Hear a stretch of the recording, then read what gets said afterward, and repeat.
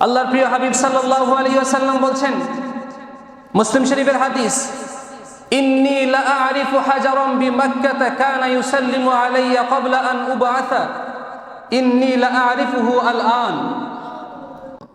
মক্কা শরীফের মধ্যে যখন আমি এদিক সেদিক হাঁটতাম, যখন রাস্তা দিয়ে হাঁটতাম, তখন মক্কার বিভিন্ন পাথরগুলো আমি নবীকে সালাম দিত এবং আমি নবী এখন ওই পাথরগুলোকে চিনি। বলুন না সুবহানাল্লাহ।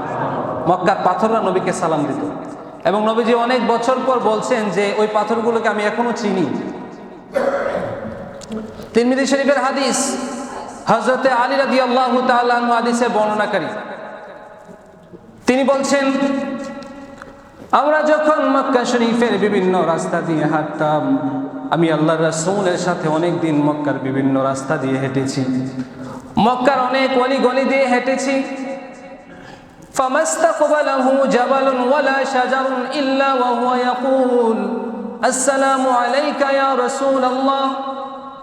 যখন আমি মক্কার বিভিন্ন অলি গলি দিয়ে হাঁটতাম, যখন বিভিন্ন পাথর, বিভিন্ন পাহাড়, বিভিন্ন গাছ বৃক্ষ আল্লাহর রাসূলের সাথে সাক্ষাৎ হতো, আল্লাহর রাসূলকে দেখেই তারা বলতো, আসসালামু আলাইকা ইয়া রাসূলাল্লাহ।